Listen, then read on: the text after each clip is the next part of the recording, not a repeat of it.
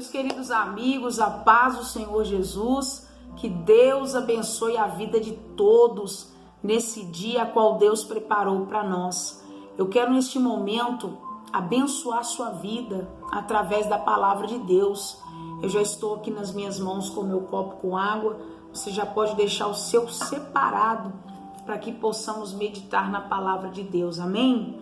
Eu gostaria muito de compartilhar com você esse versículo. Eu estava lendo hoje essa mensagem e Deus falou algo muito forte no meu coração e eu quero compartilhar com você. Você pode abrir sua Bíblia no livro de Mateus, capítulo 24, versículo 37, para a nossa meditação. Mateus, capítulo 24, versículo 37, para a nossa meditação. Olha o que está dizendo a palavra de Deus para nós nesse dia. Está dizendo assim: e como foi nos dias de Noé, assim será também a vinda do Filho do Homem. Porquanto assim como nos dias anteriores ao dilúvio, comiam, bebiam e davam-se ao casamento, até ao dia em que Noé entrou na arca. Olha para você ver. E não perceberam, até que veio o dilúvio e levou a todos. Assim será também a vinda do Filho do Homem. Então, estando dois no campo, será levado, um deixado, será levado um e deixado o outro. Versículo 40. Então, estando dois no campo, será levado um e deixado o outro. Meus queridos, eu estava meditando hoje nessa passagem, logo mais à tarde, e o Espírito de Deus estava me trazendo revelações através deste versículo. E as palavras que estão nesse livro são verdadeiras. Tanto que está escrito para que os nossos olhos sejam abertos nesses dias que nós estamos vivendo. E a palavra está nos revelando, dizendo: como foi nos dias de Noé, assim também será a vinda do Filho do Homem. Você que está me vendo agora, talvez você seja cristão, ou você não tem nenhuma religião. Nós estamos aqui agora meditando na palavra de Deus. E esse versículo está dizendo que assim será, como nos dias de Noé. Que dias de Noé são esses, irmãos? Os dias de Noé, se você for abrir a sua Bíblia, lá no livro de Gênesis, nós vamos entender o que são os dias de Noé, a qual a Bíblia está aqui nos descrevendo. Os dias de Noé são esses dias aqui, ó. Gênesis capítulo 6, versículo 11, está dizendo assim, ó: a terra, porém, está corrompida diante da face de Deus. Olha para você ver. E eis que estava corrompida, porque toda a carne havia corrompido o seu caminho sobre a terra. Esses são os dias de Noé, a qual o livro de Mateus, capítulo 24, versículo 37, está nos revelando. Assim será a vinda do Filho do Homem, como nos dias de Noé. E a Bíblia está nos relatando no livro de Gênesis, capítulo 6, versículo 11, que a terra, porém, estava corrompida diante da face de Deus, e encheu-se a terra de violência. Olha para você ver. E viu Deus a terra. Quem viu? Deus viu a terra. Nos dias de Noé, quando Deus mandou Noé construir a arca, Deus já tinha visto toda a violência, toda a maldade daquele povo. Ele falou: Noé, constrói a arca, porque esse povo que está aí, eles não querem me servir, eles não querem andar nos meus caminhos. Esse povo está completamente em violência, em maldade. E a Bíblia diz que a vinda de Jesus será como nos dias de Noé. E há muitos, queridos, que estão vendo o povo de Deus construindo a sua arca para guardar a sua família, estão debochando. Eu penso que quando Deus manda Noé construir a arca, Deus já tinha o seu projeto de destruir todas aquelas pessoas que estavam sobre a terra nos tempos de Noé, por causa da violência e da maldade que aqueles povos cometiam, faziam. Está dizendo aqui em Gênesis 6:11. A terra, porém, estava corrompida diante da face de Deus. Deus não criou o homem para ser cheio de maldade, cheio de corrupção. Não, Deus criou o homem para ser sua imagem e semelhança. Deus criou o homem para adorá-lo. Foi para isso que nós nascemos. Nós não nascemos para ser cheio de violência, de corrupção, de maldade. Não, mas no tempo de Noé havia tudo isso. E a Bíblia está nos dizendo: e encheu-se a terra de violência, e viu Deus. A motivação de Deus ter destruído a terra no tempo de Noé não foi uma motivação qualquer. Deus jamais iria fazer isso com o seu povo se ele não vesse algo de tão ruim no coração das pessoas.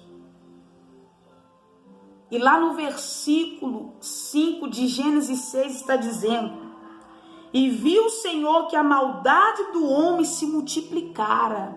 Gênesis 6, versículo 5. E viu o Senhor que a maldade do homem se multiplicara sobre a terra, e que toda a imaginação dos pensamentos de seu coração era só má. Olha para você ver, igreja, de tão terrível que estava a situação do povo nos tempos de Noé. Versículo 5, e viu o Senhor que a maldade do homem se multiplicara sobre a terra, e que toda a imaginação dos pensamentos do seu coração era só má continuamente. O homem, ao invés de se desviar do mal, ele se contaminava continuamente. Se contaminava com os pecados e não se arrependia. Não se voltava para Deus. Agora eu te faço uma pergunta. Lá em Mateus capítulo 24, versículo 37, está dizendo: como foi nos dias de Noé, assim também será a vinda do Filho do Homem. É diferente, queridos, os dias de hoje que nós estamos vivendo é diferente dos dias de Noé. Toda maldade que você puder pensar com os seus pensamentos existia no tempo de Noé. Mães que sacrificavam seus filhos a deuses estranhos, mulheres que sofriam abusos sexuais, homens que tinham relações sexuais com pessoas do mesmo sexo, filho que tinha relação sexual com a sua própria mãe, mães que tinham relações sexuais com seus próprios filhos. Toda maldade de espécie que você pensar havia naquele tempo, nos tempos de Noé. E não é diferente de hoje. Isso que nós estamos lendo na palavra de Deus é um aviso. É um aviso para mim e para você que os dias que antecedem a vinda de Jesus é como nos dias de Noé. Você vê hoje uma insegurança muito grande nas pessoas, né? De irem trabalhar por causa do roubo, por causa de pessoas que são más, que têm um coração ruim. A maldade do coração do homem é muito grande, então não é diferente dos tempos de Noé, não é. E essa é uma das características que demonstrará a volta de Jesus. E como foi nos dias de Noé, assim será também na vinda do Filho do Homem. Então tudo, igreja, está se encaminhando para os dias que antecedem a vinda de Jesus. E o versículo 38, porquanto assim como nos dias anteriores ao dilúvio, eu vou voltar novamente no dilúvio, quando Deus manda Noé construir a arca, o povo estava comendo, bebendo, dando seu casamento e vivendo no pecado, nas orgias, em tudo que você pensar que era mal, que era pecado, o povo estava. Eu imagino eles vendo Noé construindo a arca e Noé dizendo para aquelas pessoas se arrependerem, porque algo muito ruim estava para acontecer. Pensa, queridos, quando Noé estava construindo a arca, aquele grande barco que Deus mandou Noé construir, porque o barco, querido, era para todos que se arrependesse, mas eles não quiseram se arrepender da sua maldade, do seu pecado.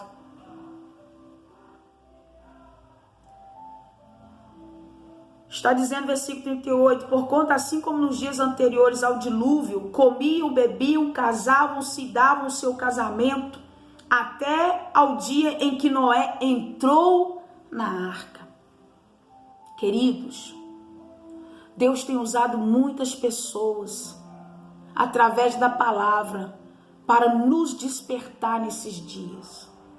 Será que você não está vendo que esses dias que nós estamos vivendo no mundo inteiro é dias de apostasia?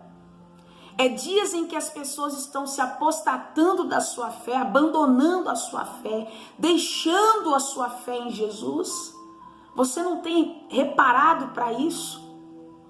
Você não está vendo o que a mídia está fazendo para oprimir os cristãos, para oprimir os católicos, para oprimir as pessoas que creem na Bíblia? Repare bem como os governos deste mundo têm se levantado contra o povo de Deus, contra a nossa fé.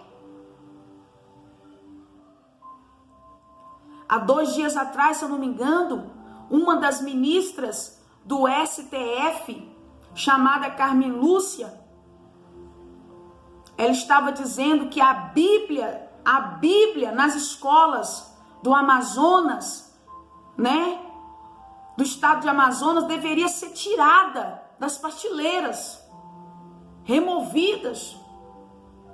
A gente vê os governantes, os poderosos, as pessoas que têm autoridade, oprimindo o povo de Deus. Então não é diferente, querido, não é diferente, querida, dos dias dos tempos de Noé, não é. Mas Deus, Ele quer nos despertar, Ele quer que abrimos os nossos olhos espirituais para esses dias. Irmãos, parece que as pessoas não estão se atentando para isso. Parece que elas estão dormindo espiritualmente. Parece que elas não estão mais entendendo a palavra, o que Deus está falando com elas. Ainda que eu e você diga no nosso coração: missionária, eu estou lutando para me encaminhar. Eu estou lutando para me permanecer firme na fé. Mas a palavra está dizendo, querido, querida, que naqueles dias muitos estarão se dando ao casamento, bebendo, comendo, vivendo a sua vida como se tudo isso que estivesse acontecendo fosse normal, e nós sabemos que não é. Nós sabemos que não é. Procure buscar conhecimento das coisas de Deus para que você entenda o que está acontecendo nesses últimos dias. O que Deus está querendo nos revelar através da sua palavra. Aqui em Mateus, capítulo 24, versículo 5. Mateus, capítulo 24, versículo 12, está dizendo assim: e por se multiplicar a iniquidade, o amor de muitos se esfriará. Mateus, capítulo 24, versículo 5. E por se multiplicar a iniquidade, o amor de muitos se esfriará. Você vê, irmãos, que a iniquidade é um comportamento contrário do que é moral, do que é certo, do que é justo.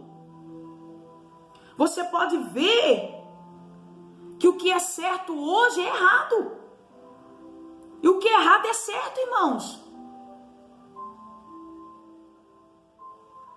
Por isso a gente vê tanto desamor no coração das pessoas.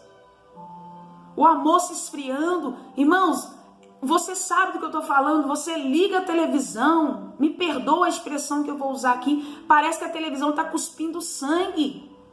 Você só vê coisa ruim. Você só vê maldade.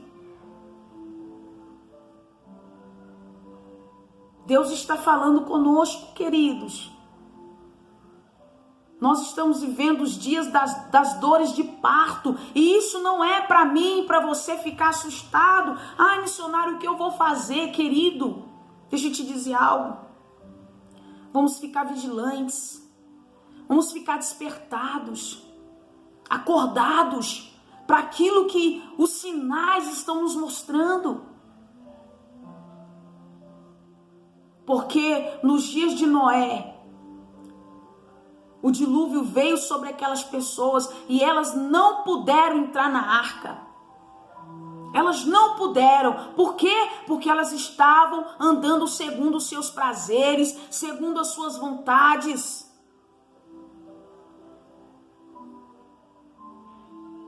Quando Deus olhou para a terra, no tempo de Noé, ele viu a maldade do homem. Ele viu toda a maldade que estava se passando no meio daquelas pessoas. Ele falou, não. Se elas não se arrependerem, elas ficarão para o dilúvio. E isso serve, querido, para mim e para você. Nós precisamos nos despertar nesses dias. Nós precisamos acordar nesses dias. Nós não podemos, queridos, ficarmos como os povos, como as pessoas que ficaram para trás no dia em que houve o dilúvio, elas não puderam entrar na arca, que é o que está dizendo aqui em Mateus. O versículo 39 de Mateus 24 está dizendo: não perceberam até que veio o dilúvio e levou a todos. Assim será também a vinda do Filho do Homem. Então, estando dois no campo, será levado um e deixado o outro. Ou você não crê no arrebatamento? Ou você não crê que Jesus vai voltar para levar a sua igreja? Não sou eu que estou dizendo, é a palavra. Estando duas moendo no moinho, será levado um e deixado a outra. Vigiai, pois, porque não sabeis em que hora há de vir o seu Senhor. Mas considerai isso: se o pai de família soubesse que a vigília da noite havia de vir um ladrão, vigiaria e não deixaria que fosse roubada a sua casa. Por isso estáis apercebidos também, porque o Filho do Homem há de vir a hora em que ninguém pensais. Então nós vemos aí as pessoas dispersas, as pessoas sem se preocupar com a sua vida espiritual, vivendo como se nada tivesse acontecendo, como se tudo que está acontecendo fosse normal. E não é, irmãos. A Bíblia está nos dando o despertamento, nos mostrando o que está acontecendo. Lá no livro de Romanos, querido, capítulo 13, Romanos, capítulo 13, versículo 11, está dizendo assim, olha para você ver, Romanos capítulo 13, versículo 11, e isto digo conhecendo o tempo, que já é hora de despertar do sono, porque a vossa salvação está agora mais perto do que nós. Olha para você ver, eu vou ler de novo. E isto te digo, conhecendo o tempo, que já é hora de despertarmos do sono, porque a nossa salvação está agora mais perto de nós do que quando aceitamos a nossa fé. Se quando você aceitou Jesus lá atrás, você que já é cristão há 5, 10, 20, 30 anos, eu estou na presença de Deus, já tem 15 anos que eu me converti a Jesus. Se lá no começo, quando eu me converti, eu já ouvia falar que Jesus ia voltar, imagina agora, depois de tudo isso que nós estamos vivendo no mundo inteiro e aqui no nosso país. Você acha que a salvação não está mais próxima agora do que nunca? Paulo está falando para nós nos despertarmos do sono espiritual.